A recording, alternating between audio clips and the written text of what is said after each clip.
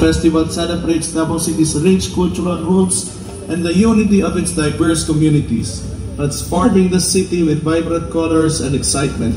Celebrate the bountiful harvest through the Pamulak sa Kadayawan, or the Floran Float Parade, with its multicolored display symbolizing the abundance of gifts from nature. We also pay homage and harmony of the 11 ethno-linguistic tribes that solidified the cultural heritage through artistic performances in the Indak sa Kadayawan. To celebrate the King of Festivals, let us also remember to practice a culture of security in order to fully enjoy the true essence of this event. Daghang salamat ug happy 39th Kadayawan sa Davao kanatong tanan. This is Kadayawan.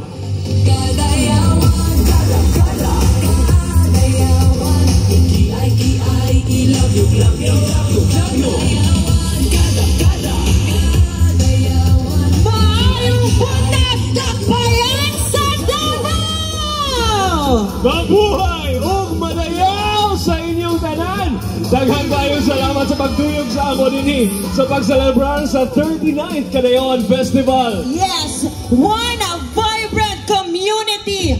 Kada na andam na ba mga Davaoeños?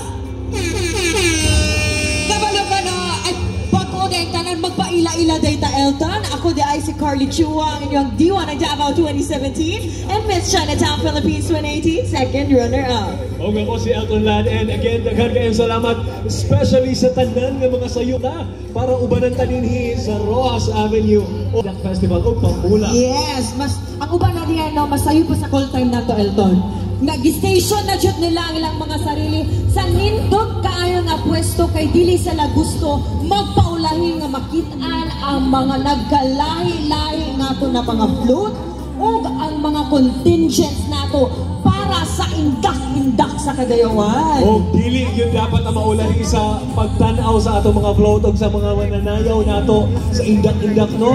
Kay dili po magpaulahi ang mga nindot kaayo. So atang-atang lang mo gamay. Duha lang ganito. Oo, duha lang ganito atong atuan ganito, Elton, no? Kung di na ito mag-host niya, marag naabot dito dito sa pinakatumyan. O ma-witness nato ang dako, ang gamay, o ang mga corporate categories, no? Yes, na mga floats. O speaking of this year sa 39 Kadayawan Festival, ginaawa po namo ang mga kaigsunan nato nga naa niya karon. Share your thoughts, mga pictures niyo, mga videos niyo online, and use the official hashtags mo kana ang hashtag This is Kadayawan. Alright, again, hashtag This is Kadayawan sa tanan ng mga nanaaw online o sa tanan ng mga nananaw dinhi sa Rojas o mga naa dito sa atong mga uban nga satellite stations. Mag-amping lang po niya ha, taas-taas pa niya atong adlaw karon. So please stay hydrated. Make sure na naamoy dala nga mga tubig ninyo. Kay mura og muinit. Buwa po kayo nga atong adlaw kayon. Nindot kaayo ang atong adlaw. Perfect kaayo para sa indak-indak og sa Pamulak. Mas Ginoo sa mo ang aning nindot kaayo nga panahon para sa pag-celebrate nato sa Pamulak og indak-indak sa Kadayawan. Mind you, fun fact day nino, ladies and gentlemen, this is the very first time nagiusa nato ang Pamulak ug ang indak-indak sa Kadayawan, because from the previous years back to back jud na siya Saturday ug Sunday, pero karon in one full nakauban nato dinhi sa stage to see, witness of what our contingency has prepared for this year. So kinsa-kinsa ba atong mga horado no, na naay responsibilidad sila una makakita dinhi sa ato sa Rojas. Yes, exactly. And hindi lang sila ang first nga makakita, no? Kamo dinhi, kamo po ang una nga makakita o maka-witness sa atong mga contingents o atong mga float dinhi sa indak-indak o Pamulak. So, sugdan na nato pag-introduce ang atong mga judges, ladies and gentlemen, para sa Pamulak sa Kadayawan. Ang atong unang judge, Sangguniang member of New Washington Aklan, Chairman of New Washington Aklan Municipal Tourism and Arts Council, Physical Education, Health and Music Professor, and Philippine Folk Dance Society member, Official Choreographer and Director of New Washington Aklan Local Government. Pakpakan nato, Honorable Alan Roldan Bernardino.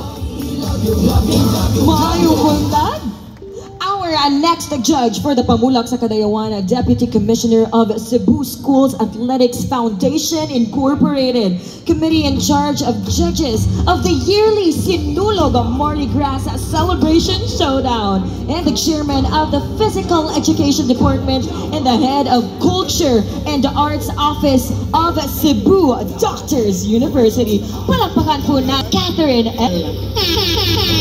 May muntang ba? O para sa indak-indak sa Kadayawan, ang atong unang judge, Festival Director of the Bangus Festival of Dagupan City, Director of Cultural Affairs of the University of Luzon, and member of the Philippine Folk Dance Society. Ladies and gentlemen, give it up for Restituto O. Fernandez. Iba't ibang bayuta ang aming kayamanan mula. Our next judge, Entertainment Director of Star Cruises Private Limited, the Talent Acquisition Director of Resorts World Manila, and has co-produced multi-million-dollar production shows with cast of Circuit du Soleil and special acts from China and Brazil. Karbudyod din nato karong tuigan no ato mga judges. So ladies and gentlemen, atong i-welcome ang atong fourth judge, Eloisa T. Diaz. Good morning po, ma'am. Thank you for gracing our program for today. And Gilwenan Buddha, with an artist, a philanthropist, and cultural researcher, once a deputized vice head of the National Commission for Culture and the Arts, National Committee on member of the World Dance Alliance, and artistic director of Sinukuan Kapampangan Arts. And we have Mr. Peter A. De Vera. Sa makausa mga kaigsunan, Dabawenos, pakpakan nato ang atong mga judges! And this is it! Hinaot ang tanang mga Dabawenos, wala pa nangalobat ang mga cellphone, ang mga camera, o kumuunsa pa ba na nga gadget ang inyong bit-bit karon, because we want to capture every single moment of this year's Pamulak ug Indak-Indak sa Kadayawan. Alright, so panigurado no, fully charged pag na ang mga cellphone nila karon, pero let us stay that way. Kita po mismo dapat fully charged gyapon ta, dapat puno gyapon kaayo ta og energy hantod mahuman ang selebrasyon nato karon dinhi sa Davao.